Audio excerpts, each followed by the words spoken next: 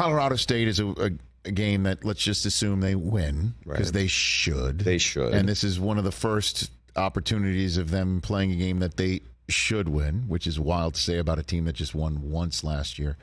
What's this going to look like, with Oregon? That's the week after. Yeah, that's the big money question. Oregon and then USC's after that. Oregon is up there. Both those teams are much more talented than the two teams they've played, and they're certainly more talented than Colorado State will be. They do have a terrific quarterback. Like I don't want to say I've seen enough of Shedeur to say he's going to be a top 10 pick. I have no idea. Right. But from what I've seen, you have a guy who's really accurate, extremely poised and smart. He has some presence to him. He also has a lot of speed around him, and he's very comfortable in the offense that they have. Now, he got hit a bunch of times by Nebraska. Nebraska got pressure on him. I think the Colorado offensive line is a big question mark because it's a patchwork offensive line. Oregon is much more talented than certainly TCU and certainly Nebraska was, especially with the athletes they have in the front. I mean, as long as Shedeur holds up physically, I think they're going to put up a lot of points. And because they do have good skill guys, and I think they have a good plan. So we'll see. I mean, I think they can be competitive. I don't know. You're not slowing down Caleb Williams and USC. You're gonna have to if you're them, you're gonna have to win that game like a basketball game, like a 70 to 60, 69. Well, you said there are basketball players at practice, NBA players at practice. I mean, what would it look like if he's 5-0 and he gets through Oregon and USC? What would it look like? Come on, they'll be in the top 5. Well, not just top 5. If they get through that, they should be number 1 because Georgia's not playing anybody. True. So, but that's a huge if, right? But so was the last 2 weeks. Let me ask you a question. You know him way better than I do. Sure.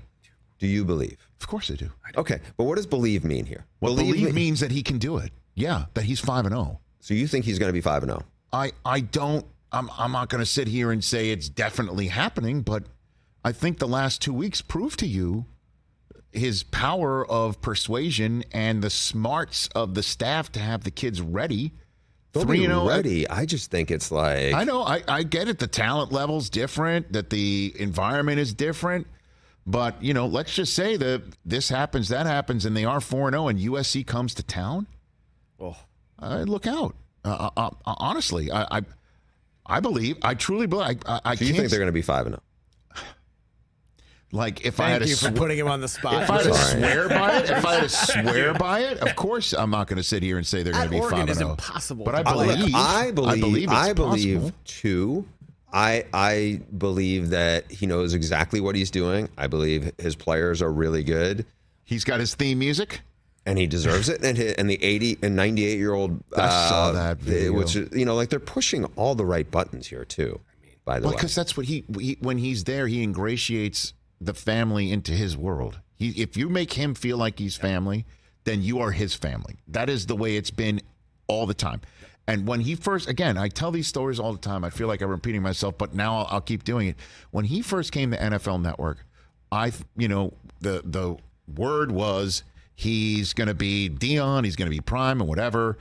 And then Marshall Faulk was telling me he's one of the greatest teammates anybody's ever had. And that's all he's going to be here too. I'm like, okay, great. Met him 100% from start to finish. But when he first arrived and when he left, one of the greatest teammates. He was as great to everybody. He was as gracious to everybody. As long as you treated him like family, you were his. And so that makes sense to me that he's going to be part of that world and not like, as long as you make him feel that, he will then make what's important to you important to him 100% of the time. Now, look, that is a skill, probably not unlike having, his guy Travis Hunter. So there's a guy in his staff, Tommy Robinson, who's been an SEC assistant at a lot of big time schools, LSU, A&M. He was out here at USC. Been around a ton of great players. By the way, he was out with the Cowboys as an assistant when Deion was there. Mm-hmm. And so I talked to him before the game, before the opener, and he was measured about Dylan Edwards, a little running back who's a really good player, and about everybody.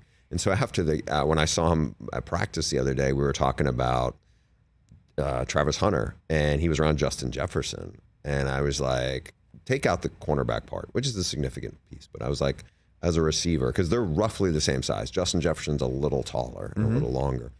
He's like, I think Justin's a little faster. He goes, ball skills? This guy might have him, which is like, you know, you start to get into like some of the special players. And if you have difference makers, which I think the quarterback is, and I absolutely think Hunter is, and these other guys are good players. I don't know if they have enough of them, but you might have a puncher's chance against one of these games because this is what happened against TCU. You know, Travis Hunter decided to be Superman in the second half and made some crazy plays, and that can happen. Now, unfortunately for them, they're going to play the closest thing to Superman in college football in a couple weeks when USC goes there. Catch the Rich Eisen Show every single day on the Roku channel, 12 to 3 Eastern, for free.